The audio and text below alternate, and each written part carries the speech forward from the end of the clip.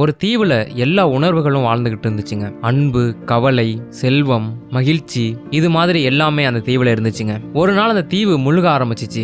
அப்ப அந்த தீவுல இருந்து தப்பிக்கிறதுக்காக ஒவ்வொரு உணர்வும் ஒரு படகை தயார் பண்ணி அங்கிருந்து கிளம்புனுச்சுங்க. ஆனா அன்பு மட்டும் அந்த தீவுல தன்னோட கடைசி வினாடிகளை செலவழிக்கணும்னு நினைச்சது.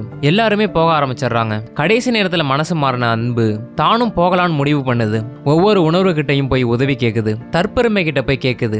அதுக்கு தற்பெருமை, நீ ரொம்ப மோசமான நிலைமையில இருக்க, நீ வந்தீனா என்னோட படகு மூழ்கிடும், நான் உன்னை ஏத்திக்க மாட்டேன் அப்படின்னு சொல்லிடுது. கவலை கிட்ட போய் கேக்குது.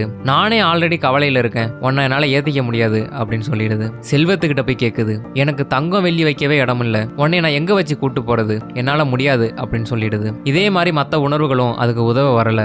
அப்போ பின்னாடியில இருந்து ஒரு குரல் கேக்குது. அது வயசான 2 உணர்வுகள். அன்பே நீ கவலைப்படாத, உன்னை நாங்க கூப்பிட்டு போறோம்னு அந்த 2 வயசான உணர்வுகளும் அந்த அன்பை கூப்பிட்டுட்டு அந்த தீவுல இருந்து கிளம்பிடுதுங்க. செழிப்பான ஒரு தீவுக்கு அதுங்க 3 பேரும் போகுதுங்க. படகுல இருந்து இறங்கினதும் ஒரு வயசான உணர்வு அங்கிருந்து போயிடுது. அந்த இன்னொரு வயசான உணர்வு அறிவு. அறிவு கிட்ட அன்பு கேக்குது. எனக்கு உதவி பண்ண இன்னொரு ஆள் யாரு?